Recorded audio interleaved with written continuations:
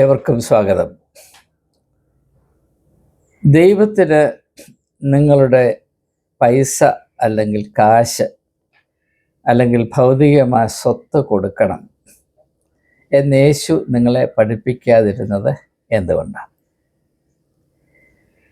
നിങ്ങൾ ജനിച്ചപ്പോൾ മുതൽ ഇന്ന് വരെ കേട്ടത് ദൈവത്തിന് കൊടുക്കണം കൊടുക്കണം കൊടുക്കണം. അത് കൊടുക്കുന്നത് നിങ്ങളുടെ സമ്പാദ്യം, നിങ്ങളുടെ വരുമാനത്തിൻ്റെ ഒരു നിശ്ചിത ഭാഗം കൊടുക്കണം. അല്ലെങ്കിൽ സൗകര്യമൊക്കെ അനുസരിച്ച് സഭ നിഷ്കർഷിക്കുന്നത് പോലെ മെമ്പർഷിപ്പ് ഫീ ആണെങ്കിലും പിന്നെ കാലാകാലങ്ങൾ എടുക്കുന്ന പണപ്പിരിവാണെങ്കിലും ഒക്കെ ആവശ്യമനുസരിച്ച് നിങ്ങൾ സഹായിക്കണം, കൊടുക്കണം എന്നുള്ളതാണ്. എന്നാൽ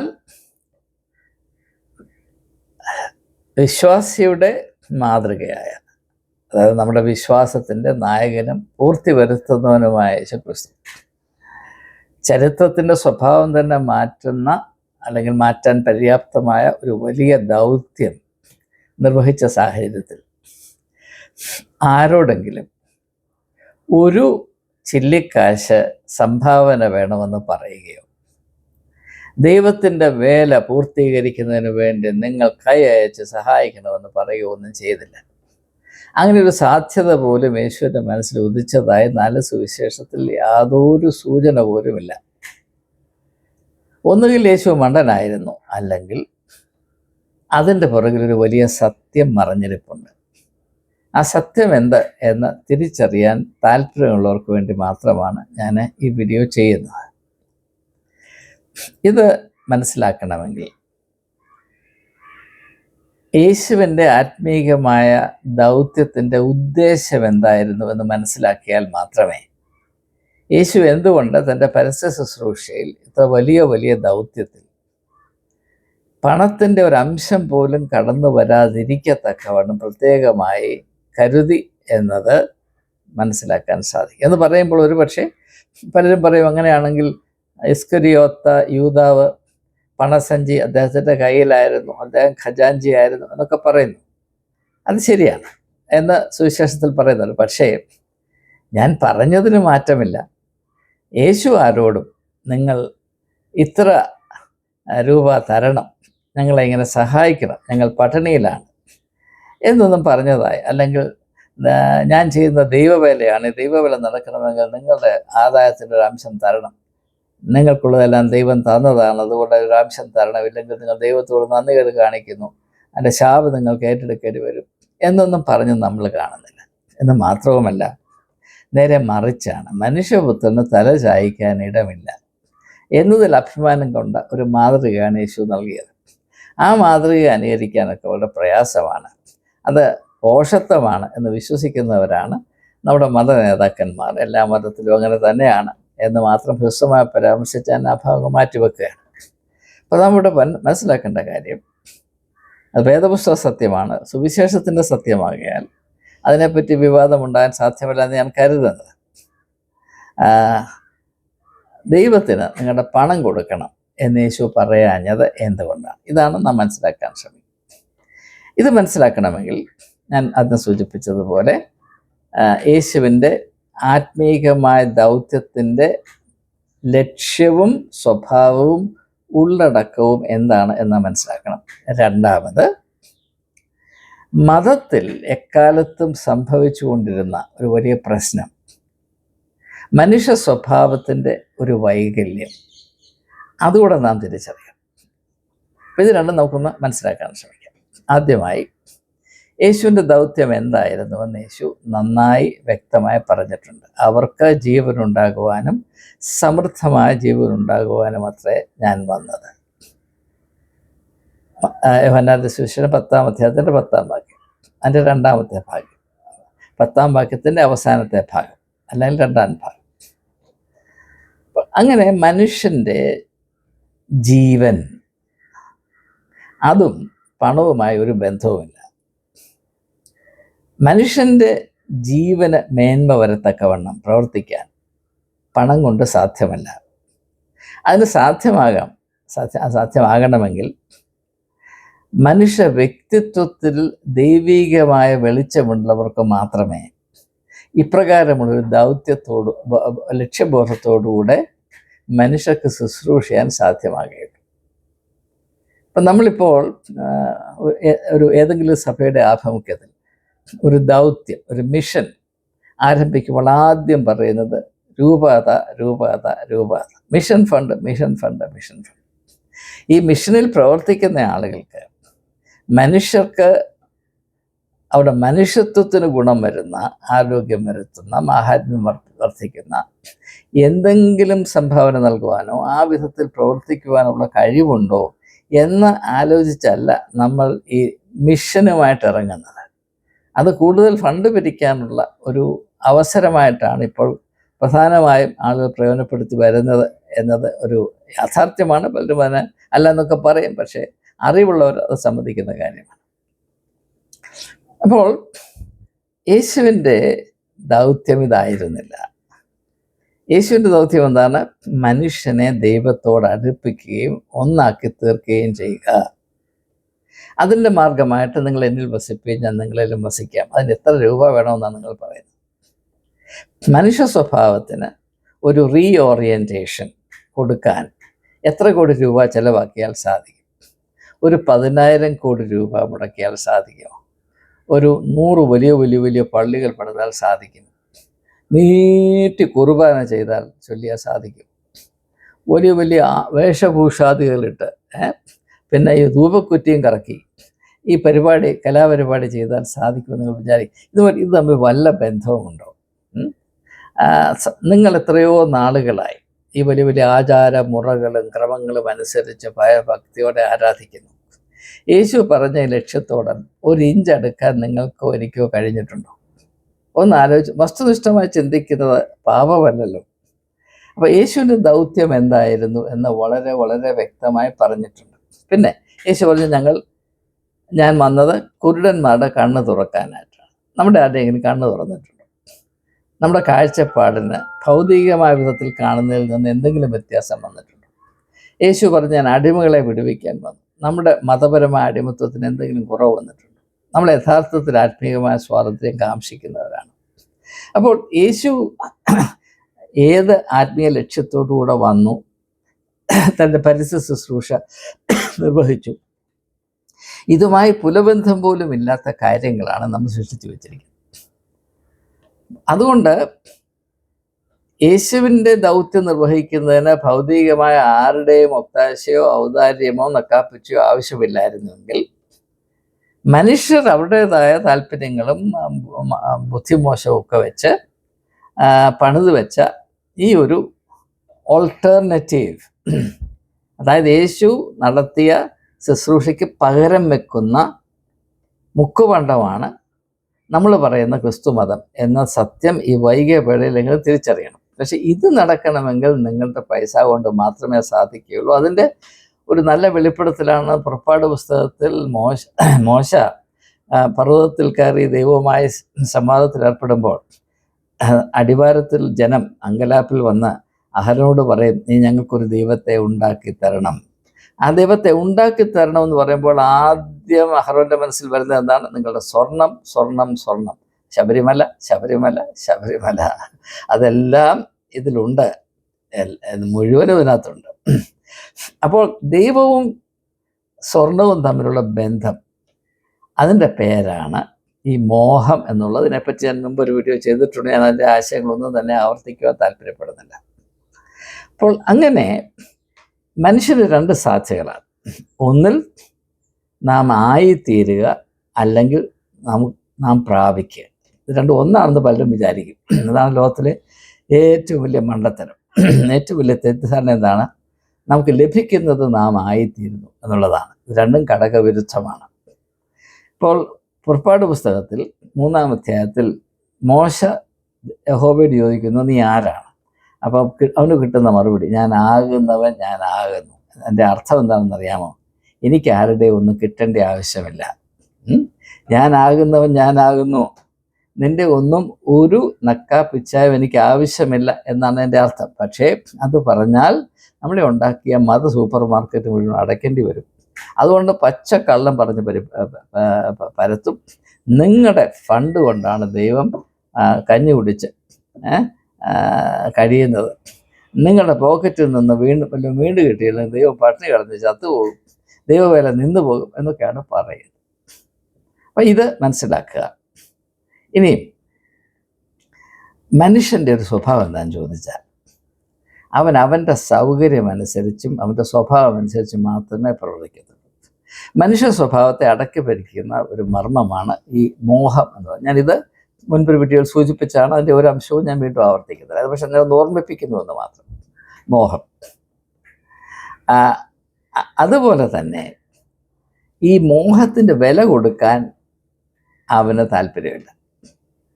അവൻ ഏതിനോടൊക്കെ മോഹത്തിൽ കൂടെ ബന്ധം പുലർത്തുന്നുവോ അതിന് അവൻ്റേതായ സൗകര്യമനുസരിച്ചുള്ള, അവൻ അറിയുന്ന കലാപരിപാടി അനുസരിച്ചുള്ളത് കൊടുക്കാനേ അവന് മനസ്സ് വരത്തുള്ളൂ. ഇത് മനസ്സിലാക്കാൻ ചരിത്രത്തിൽ നിന്ന് ഞാൻ ചില കാര്യങ്ങൾ പറയാം. അതായത് മതചരിത്രം, ദ ഹിസ്റ്ററി ഓഫ് റിലിജിയൻസ്. നാം ഒത്തിരി പുറകോട്ട് പോകുമ്പോൾ മനുഷ്യൻ ദൈവത്തെ പ്രീതിപ്പെടുത്തേണ്ട ആവശ്യമുണ്ടെന്ന ചരിത്രം ആരംഭിക്കുന്നതിന് മുമ്പ് തന്നെ കണ്ടുപിടിച്ചതാണ്. എന്നാൽ ആ ഒരു തത്രപ്പാടിൽ ആദ്യകാലങ്ങളിൽ മനുഷ്യന് ബോധ്യപ്പെട്ടു വന്നത്, ദൈവത്തെ അങ്ങനെ പ്രീതിപ്പെടുത്തിയാൽ വലിയ ഗുണം കിട്ടും, പക്ഷെ പ്രീതിപ്പെടുത്തണമെങ്കിൽ അങ്ങനെ തക്കതായ വല്ലതും ദൈവത്തിന് കൊടുക്കണം. അതെന്താണെന്ന് മനുഷ്യൻ തലപോയി ചിന്തിച്ചപ്പോൾ അവന് തോന്നിയത്, മനുഷ്യൻ അവനെ തന്നെ കുരുതി ചെയ്യണം. നരബലി എന്ന് പറയും, നരബലി. മതങ്ങളുടെ ആദ്യ ഘട്ടങ്ങളിലൊക്കെ ഉണ്ടായിരുന്നത് നരബലിയാണ്. നരബലി, മനുഷ്യനെ കുരുതി കൊടുത്താണ് ദൈവത്തെ, മനുഷ്യരക്തം ദൈവത്തിന് കൊടുത്തിട്ടാണ് ദൈവത്തെ പ്രീതിപ്പെടുത്തിയത്. അന്ന് ദൈവത്തിന് അണയോ ഡോളറോ റുപ്പയായോ ഡോഷ് മാർക്കോ കൊടുത്താൽ ദൈവം സന്തോഷിക്കും എന്ന് യാതൊരു ആശയവുമില്ലായിരുന്നു. ദൈവം സന്തോഷിക്കണമെങ്കിൽ മനുഷ്യൻ്റെ രക്തം ദൈവത്തിന് കുടിക്കാൻ കൊടുക്കണം. ഇതായിരുന്നു ആദ്യത്തെ ചിന്ത. അതിങ്ങോട്ട് വന്നപ്പോഴാണ്, കുറച്ച് കഴിഞ്ഞപ്പോഴാണ് ഇത് അത്ര ശരിയല്ല, ഇത് ചില തട്ടുകേടാണ്, അതിനെന്തെങ്കിലും ഒരു സബ്സ്റ്റിറ്റ്യൂട്ട്, പകരം വെക്കാൻ എന്തെങ്കിലും ഉണ്ടോ എന്നന്വേഷിച്ചപ്പോഴാണ് അഗ്രചർമ്മം കണ്ടുപിടിച്ചത്. എൻ്റെ ശരീരം മുഴുവൻ കൊടുക്കാൻ വയ്യ, എൻ്റെ രക്തം മുഴുവൻ കൊടുക്കാൻ വയ്യ, ഞാൻ വിലമതിക്കുന്ന ഒരു കാര്യത്തിൻ്റെ അറ്റം കൊടുത്തു കളയാം. അങ്ങനെയാണ് ഈ സർക്കംസിഷൻ, അങ്ങനെ ആ പരിപാടി കണ്ടുപിടിച്ചത്. പക്ഷെ അങ്ങനെയൊന്നും അല്ലെന്നൊക്കെ ആളുകൾ പറയും, പക്ഷെ സത്യം ഇതാണ്. അപ്പം അങ്ങനെ ഈ പരിച്ഛേദന, അതായത് സർക്കംസിഷൻ കണ്ടുപിടിച്ച ശേഷം നരബലിയില്ല. ഇപ്പം നിങ്ങൾ ഉൽപ്പത്തി പുസ്തകത്തിൽ അബ്രഹാമിൻ്റെ ജീവിതത്തിൽ നരബലിയുടെ വക്കത്ത് വരെ വരുന്ന സംഭവം നിങ്ങൾക്കറിയാം. വാഗ്ദത്ത പുത്രനായ ഇസ്ഹാക്കിനെ ലഭിച്ച ശേഷം ദൈവം അവനോട് ആവശ്യപ്പെടുകയാണ്, നീ നിൻ്റെ മകനെ കൊണ്ട് കുരുതി കൊടുക്കണം. അത് ഏത് ദൈവമാണ് പറയുന്നത്? അത് അബ്രഹാമിൻ്റെ മനസ്സിലെ ഒരു വിഭ്രാന്തിയാണ്. കാരണം അവൻ്റെ മനസ്സിൽ ഈ ദൈവത്തെ, കാരണം എല്ലാം വിട്ട് ഇറങ്ങിയതാണ്, ദൈവം മാത്രമേ ഉള്ളൂ, ദൈവത്തെ ഏത് വിധത്തിലും പ്രീതിപ്പെടുത്തി നിർത്തിയെങ്കിൽ അല്ലെങ്കിൽ നിലനിൽപ്പില്ല. അങ്ങനെ വന്നപ്പോൾ അവൻ്റെ മനസ്സിൽ തോന്നിയതാണ്, എൻ്റെ ഏകജാതനായ പുത്രനെയെങ്കിലും കൊടുത്താൽ ദൈവത്തെ പ്രീതിപ്പെടുത്തി നിർത്താം. അങ്ങനെ വളരെ നിർണായകരമായൊരു ഘട്ടമാണ് നരബലിയിൽ നിന്ന് മനുഷ്യനെ മുൻപോട്ട് പോകുവാൻ സഹായിച്ച് ദൈവം ഇറങ്ങി പ്രവർത്തിച്ച ഒരു നിർണായക ഘട്ടമാണ് ഉൽപ്പത്തി പുസ്തകത്തിൽ രേഖപ്പെടുത്തിയിരിക്കുന്നതെന്ന് നിങ്ങളെ ആരും പറഞ്ഞ് മനസ്സിലാക്കിയിട്ടില്ല. അന്ന് തൊട്ട് ഇത് അവസാനിപ്പിച്ചാണ്. അതിനുശേഷമാണ് ഈ പരിച്ഛേദന എന്ന് പറയുന്ന, സർക്കംസിഷൻ എന്ന് പറയുന്ന പരിപാടി ആവിഷ്കരിച്ചത്. അത് യഹൂദനും മുസ്ലിം വിശ്വാസികൾ ഇന്നും ആചരിച്ചു വരുന്നു. അല്ലെങ്കിൽ അവരെ തന്നെ കുരുതി കൊടുക്കേണ്ടി വരുമായിരുന്നു, അതിൻ്റെ ആവശ്യമില്ല. അതും ഇങ്ങോട്ട് വന്നപ്പോൾ ഇച്ചിരി വേദനയുണ്ട്, അത് വേണ്ട. അതിന് പകരമാണ് ആദ്യ ഫലം എന്ന് കണ്ടു. നമ്മൾ അധ്വാനിച്ചു, ഇപ്പം ശരീരം വേണ്ട, ശരീരം പൂർണ്ണമായി ഒഴിഞ്ഞു കിട്ടി. ആദ്യം ശരീരം മുഴുവനും കൊന്ന് രക്തം കൊടുത്തു, അതിനുശേഷം ഒരു അഗ്രചർമ്മത്തിൽ കയറി പിടിച്ചു, എന്നാ മുറിച്ചിന്നാ പിടിച്ചു.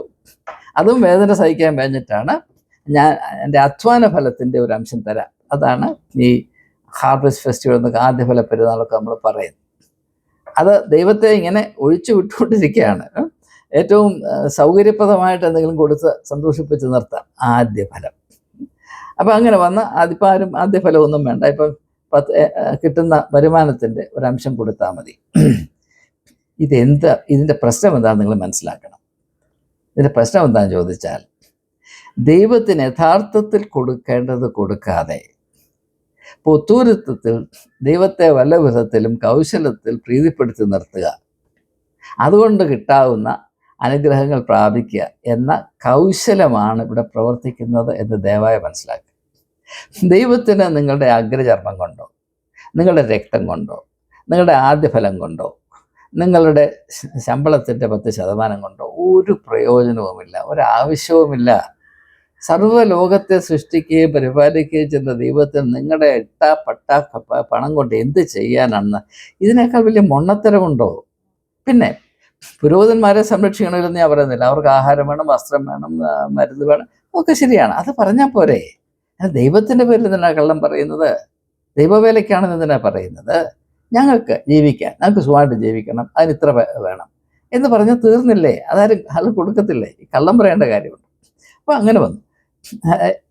ഇത് എന്തിനാണ് ഇങ്ങനെ ആവിഷ്കരിച്ചതെന്ന് ചോദിച്ചാൽ, ദൈവം യഥാർത്ഥത്തിൽ മനുഷ്യരിൽ നിന്ന് ചില കാര്യങ്ങൾ പ്രതീക്ഷിക്കുന്നുണ്ട്. അതെന്താണ്? നമുക്കറിയാം, നമ്മളൊക്കെ മാതാപിതാക്കന്മാരാണ്. ഇപ്പം യേശു മതചരിത്രത്തിൽ കൊണ്ടുവന്ന ഏറ്റവും വലിയ വിപ്ലവം ദൈവത്തെ നമ്മുടെ പിതാവായി കാണണമെന്ന അതുല്യമായ അറിവാണ്. ലോകത്തിൽ അങ്ങനെ ഒരു അനുഭവമില്ലായിരുന്നു. അതൊരു വലിയ വിപ്ലവം തന്നെയാണ്. ഞാൻ കൂടുതൽ അതിനെപ്പറ്റി പ്രതിപാദിക്കുന്നില്ല. അപ്പം നമുക്ക് മക്കളുണ്ട്. നാം നമ്മുടെ മക്കളെ എങ്ങനെയാണ് കരുതുന്നത്? അവരിൽ നിന്ന് നാം എന്താണ് പ്രതീക്ഷിക്കുന്നത്? അവരുടെ വരുമാനത്തിൻ്റെ 10% നോക്കിയാണോ നമ്മൾ ഇരിക്കുന്നത്? അല്ലെങ്കിൽ അവരുടെ ആദ്യഫലം തിന്നാനാണോ നമ്മൾ ഇരിക്കുന്നത്? അല്ലെങ്കിൽ അവിടെ നക്കാപ്പിച്ച നോക്കിയാണോ നമ്മൾ ഇരിക്കുന്നത്? അയ്യോ, അതിനൊരു അപമാനമാണ്. നാം അവരിൽ നിന്നൊരു കാര്യം മാത്രമേ പ്രതീക്ഷിക്കുന്നുള്ളൂ. എന്താണ്? അവരിലെ മനുഷ്യ മാഹാത്മ്യം, അതിൻ്റെ കൊടുമുടി കാണണം. അവർ ലോകത്തിൻ്റെ വെളിച്ചമായി തീരണം. അതാണ് യേശു പറഞ്ഞത്. യേശു മനുഷ്യരിൽ നിന്ന്, ദൈവം മനുഷ്യരിൽ നിന്ന് പ്രതീക്ഷിക്കുന്നത് എന്താണ് എന്ന് വ്യക്തമായി സൂചിപ്പിച്ചിട്ടുണ്ട്. നിങ്ങൾ ലോകത്തിൻ്റെ വെളിച്ചമായിരിക്കണം, നിങ്ങൾ ഭൂമിയുടെ ഉപ്പായിരിക്കണം. അങ്ങനെ ആകണമെങ്കിൽ നിങ്ങൾ വളരണം, വളരണം, വളരണം, ആകാശം മുട്ട വളരണം. അതാണ് ദൈവം പ്രതീക്ഷിക്കുന്നത്. അത് ഇച്ചിരി മെനക്കേടുള്ള പണിയാണ്. അതിന് പോകാതെ ചുളുവിൽ കാര്യം സാധിക്കാം. അതുകൊണ്ട് എന്തെങ്കിലും കൊടുത്ത്, ഇപ്പം 1000 പേരുണ്ടെങ്കിൽ ഒരുത്തിനെ പിടിച്ച് ആദ്യകാലത്ത് ഒരു കുരുതി അവൻ്റെ രക്തം ഒഴിച്ചു കൊടുത്തു, എന്നാ പിടിച്ചു, നിൻ്റെ രക്തദാഹം എന്ന് ശമിച്ച് പിടിച്ചിട്ട് ഞാൻ കൊല്ലും ചെയ്ത എന്ന് പറഞ്ഞു. പിന്നെ അത് വേണ്ട, അവനെ കൊല്ലണ്ട, നമ്മളാരും ചാകണ്ട, നമ്മുടെ മറ്റേതിൻ്റെ ആഗ്രഹം ഒന്ന് കണ്ടിച്ചു കൊടുത്താൽ ദൈവം പ്രസാദിക്കും. ആ ആശയം തന്നെ എത്രയോ എത്രയോ പരിഹാസ്യപരമാണ്. The most laughable idea you can ever imagine. പക്ഷെ അതിന് കൽപ്പിക്കുന്ന വില എത്ര വലുതാണ്. പിന്നെ അതും വേണ്ട, പിന്നെ വല്ലതൊക്കെ നക്കാപ്പിച്ച ഇട്ട് കൊടുക്കുക. അങ്ങനെ പറയുന്നത് എന്താണെന്ന് ചോദിച്ചാൽ, യഥാർത്ഥമായി നമ്മൾ കൊടുക്കേണ്ടത് കൊടുക്കാതിരിക്കാൻ വേണ്ടിയാണ്. ഇപ്പം നമുക്ക് നല്ലൊരു ഉദാഹരണം സുരേഷ് ഗോപി തന്നിട്ടുണ്ട്. അതായത് ലൂർദ് മാതാവിൻ്റെ തലയിൽ കൊണ്ട് മുക്കുവണ്ണം കൊണ്ടുവച്ചു. കാരണം സ്വർണം കൊണ്ടുവെക്കാൻ ഇച്ചിരി പുളിക്കും, അതുകൊണ്ട് മുക്കുവണ്ണം കൊണ്ടുവച്ചു. ഈ മതം മുഴുവനും മുക്കുവണ്ടമാണ്. മനുഷ്യൻ ദൈവത്തോടുള്ള ബന്ധത്തിൽ ദൈവത്തെ പ്രീതിപ്പെടുത്താനും പ്രീതിപ്പെടുത്തുന്നതിൽ കൂടെ അവൻ്റെ അതിമോഹങ്ങൾ സാധിച്ചെടുക്കാനുമായി ദൈവത്തിന് കൊടുക്കുന്നത് മുഴുവനും മുക്കുവണ്ടമാണ്. മുക്കുവണ്ടം മാത്രമാണ് കൊടുക്കുന്നത്. ഈ ആരാധനയൊക്കെ മുഴുവനും മുക്കുവണ്ടമാണ്. നമ്മൾ കൊടുക്കുന്ന നക്കാപ്പിച്ച മുഴുവനും മുക്കുവണ്ടമാണ്. കാരണം ദൈവം അതല്ല പ്രതീക്ഷിക്കുന്നത്. ദൈവം പ്രതീക്ഷിക്കുന്നത് എന്താണ്? നിങ്ങൾ ലോകത്തിൻ്റെ വെളിച്ചമാകണം എന്ന് പറയുമ്പോൾ അതുപോലെ നാം വളരണം. ആ വളർച്ചയ്ക്ക് വേണ്ടി നാം ശ്രമിക്കാതെ, ആ വളർച്ച പ്രാപിക്കുന്നതിന് വേണ്ടി നാം പാലിക്കേണ്ട അച്ചടക്കത്തെ പാലിക്കാതെ, നമ്മുടെ വ്യക്തിത്വത്തെ വേണ്ടതുപോലെ വളർത്തിയെടുക്കാതെ, പിന്നെ ചുടുക്കിന് കാര്യം സാധിക്കാൻ എന്തെങ്കിലും മാർഗമുണ്ടോ എന്ന് മനുഷ്യൻ അവൻ്റെ കുബുദ്ധിയിൽ ആലോചിച്ച് കണ്ടുപിടിക്കുന്ന ചില മൊണ്ണത്തരങ്ങളാണ് നാം ഇപ്പോൾ കൊണ്ടത്. അതുകൊണ്ടാണ് യേശു പറഞ്ഞത്, ദൈവത്തിനുള്ളത് ദൈവത്തിനും കൈസർക്കുള്ളത് കൈസർക്കും കൊടുക്കാൻ. കാരണം നിങ്ങൾ ഒരിക്കലും ദൈവത്തിന് ഉള്ളത് കൊടുക്കുന്നവരല്ല. നിങ്ങൾ ഒരിക്കലും എന്ന് പറയുമ്പോൾ അന്നത്തെ യഹൂദന്മാരോടാണ് ഇത് പറയുന്നതെന്ന് മനസ്സിലാക്കുക. ഓരോ യഹൂദനും അവൻ്റെ മതാനുഷ്ഠാനങ്ങൾ അതുപോലെ കൃത്യമായി നിർവഹിക്കുന്നതിൽ എപ്പോഴും ജാഗരൂകനായിരുന്നു. ഒരു യഹൂദനെ നിങ്ങൾക്ക് കുറ്റപ്പെടുത്താൻ അല്ല. എന്നിട്ടും യേശു പറയുന്നു, നിങ്ങൾ ദൈവത്തിന് കൊടുക്കാനുള്ള കൊടുക്കണം. അതിൻ്റെ അർത്ഥം നിങ്ങൾ ഇതുവരെ കൊടുക്കുന്ന ഒന്നും ദൈവത്തിനല്ല. നിങ്ങളുടെ പുരോഹിത വർഗ്ഗം അവിടെ വായം പൊളിച്ചിരിപ്പുണ്ട്, അവരുടെ അണ്ണാക്കിലോട്ടാണ് നിങ്ങൾ ഇട്ട് കൊടുക്കുന്നത്. ഇത് ദൈവത്തിന് എൻ്റെ ഒന്നും ആവശ്യമില്ല. ദൈവത്തിന് ഇത് ആവശ്യമുണ്ടോ നിങ്ങൾ പറയുന്നത് ദൈവത്തെ അപമാനിക്കുന്നതിന് തുല്യമാണ്. ദയവായി പരിപാടി നിർത്തണം. നിങ്ങൾക്ക് ദൈവത്തിന് എന്താണ് കൊടുക്കേണ്ടത് എന്ന് അന്വേഷിച്ച് മനസ്സിലാക്കാൻ ഒരു ആവശ്യമുണ്ട്. അത് നിങ്ങൾ കൂട്ടാക്കുന്നില്ല. നിങ്ങൾ അജ്ഞതയിലാണ് ഈ മേഖലയിൽ നിൽക്കുന്നത്. ദൈവത്തെ അറിയാൻ വയ്യാത്തവരാണ്. പിന്നെ എങ്ങനെയാണ് ദൈവത്തിന് എന്ത് കൊടുക്കണമെന്ന് നിങ്ങൾക്ക് ഇപ്പം നമുക്കറിയാം. നാം ഒരു വ്യക്തിയെ, ആ വ്യക്തിക്ക് എന്ത് കൊടുക്കണമെന്ന് തീരുമാനിക്കുന്നത് നാം ആ വ്യക്തിയെപ്പറ്റി എങ്ങനെ ധരിച്ചിരിക്കുന്നു എന്നതനുസരിച്ചാണ്. ഇപ്പം ഞാനൊരു ഉദാഹരണം പറഞ്ഞാൽ, എൻ്റെ ജീവിതത്തിൽ ഉദാഹരണം പറഞ്ഞാൽ, എനിക്ക് കൊച്ചുമക്കളുണ്ട്. അപ്പോൾ അവർക്ക് എന്നെ പ്രീതിപ്പെടുത്തണമെന്ന് തോന്നിയാൽ അവരെന്ത് ചെയ്യുമെന്നറിയാം? അവരെന്നോട് ഒന്ന് പറയും, അപ്പച്ച നമുക്കൊരു പുസ്തകം വായിക്കാമെന്ന് പറയും. കാരണം അവർക്കറിയാം എനിക്ക് ഏറ്റവും കൂടുതൽ സന്തോഷം വരുന്ന അപ്പോഴാണ്, അവരുടെ കൂടെ ഇരുന്ന് പുസ്തകം വായിക്കുമ്പോഴാണ്. അവർക്കറിയാം, ഒരു കുഞ്ഞിനതറിയാം. അവരൊരിക്കലും പറയത്തില്ല, അപ്പച്ച വാ നമുക്ക് പോയി ഒരു ഹോട്ടലിൽ നിന്ന് നല്ല ആഹാരം കഴിക്കാൻ. ഒരിക്കലും അങ്ങനെ അവർ ചിന്തിക്കത്തില്ല. അല്ലെങ്കിൽ അപ്പച്ചന് വേണ്ടി ഒരു എന്താ പറയുന്നത്, ഒരു ഷർട്ട് വാങ്ങിച്ചു കൊടുക്കാം എന്ന് എൻ്റെ കൊച്ചുമക്കൾ ആരും തന്നെ ചിന്തിക്കത്തില്ല. അതെൻ്റെ അഭിമാനമാണ്. ഞാൻ പറഞ്ഞു വന്ന തത്വം ഇതാണ്. ഇപ്പം ദൈവത്തെ എങ്ങനെ പ്രീതിപ്പെടുത്താമെന്ന് നാം കരുതുന്നത്, ദൈവത്തെ പറ്റിയുള്ള നമ്മുടെ സങ്കല്പം എന്താണ്? നാം അറിയുന്ന ദൈവം പണക്കൊതിയനും കൈക്കൂലി വാങ്ങിക്കാൻ മിടുക്കനും പക്ഷാഭേദം കാണിക്കുന്നവനും മനുഷ്യരുടെ നികൃഷ്ടമായ സ്വഭാവത്തിനനുസരിച്ച് മാത്രം പ്രവർത്തിക്കുന്നവനും നമ്മളെക്കാൾ മൊണ്ണയുമാണ്. നമ്മൾ പറഞ്ഞെങ്കിൽ മാത്രമേ അദ്ദേഹത്തിന് എന്തെങ്കിലും പകുതി ഉണ്ടാകത്തുള്ളൂ. നമ്മൾ അറിയിക്കുന്ന അറിയിപ്പനുസരിച്ച് മാത്രമേ, ഉറപ്പനുസരിച്ച് മാത്രമേ അദ്ദേഹം പ്രവർത്തിക്കത്തുള്ളൂ എന്നൊക്കെയാണ് നമ്മുടെ സങ്കല്പങ്ങൾ. ഈ നികൃഷ്ടമായ അധപ്പതിച്ച മ്ലേച്ഛമായ ധാരണയിൽ കൂടാണ് നാം ഈ പരിപാടികൾ മുഴുവനും ഉണ്ടാക്കി വെച്ചിരിക്കുന്നത്. ഇതെല്ലാം മനസ്സിലാക്കിയ യേശു തൻ്റെ പരസ്യ ശുശ്രൂഷയിൽ ആരോടെങ്കിലും ദൈവവേലയ്ക്ക് 5 കാശ് കൊടുക്കണം. പിന്നെ ശമര്യക്കാരി സ്ത്രീയോട് പറഞ്ഞു, എനിക്ക് കുടിക്കാൻ വെള്ളം തരണമെന്ന് പറഞ്ഞു. പക്ഷേ അവളുടെ കയ്യിൽ നിന്ന് ഒരു തുള്ളി വെള്ളം പോലും വാങ്ങിച്ച് കുടിച്ചതായി നാം കാണുന്നില്ല. യേശു തൻ്റെ ദാഹമായി കണ്ടത് അവളുടെ ദാഹമാണ്. അതിൻ്റെ പേരാണ് ആത്മീയത എന്നുള്ളത്. ആ ദാഹം ശമിപ്പിക്കുന്നതാണ് എൻ്റെ ദാഹം. നിൻ്റെ ദാഹം തിരിച്ചറിയുവാനും ആ ദാഹത്തെ ശമിപ്പിച്ച് നിൻ്റെ വ്യക്തിത്വത്തിൽ ഇപ്പോൾ സ്ഥിതി ചെയ്യുന്ന പട്ടിണിയെയും ദാരിദ്ര്യത്തെയും മാറ്റി നിന്നെ ആത്മീയമായി സമ്പന്നനാക്കുന്നതാണ് എൻ്റെ ദാഹം എന്നറിയുന്നതിൻ്റെ പേരാണ് ആത്മീയത. അങ്ങനെയുള്ള കാഴ്ചപ്പാടിൽ നിൻ്റെ നക്കാപ്പിച്ചായ്ക്കൊന്നും ഒരാവശ്യമില്ല. നിൻ്റെ ദശാംശവും കുശാംശവും ഒന്നും ആവശ്യമില്ല. അതൊക്കെ അങ്ങ് വീട്ടിൽ വെച്ചാൽ മതി. യേശു പറയുന്നു, ദൈവത്തിനുള്ളത് ദൈവത്തിന് കൊടുപ്പീൻ. ഏവർക്കും നമസ്കാരം.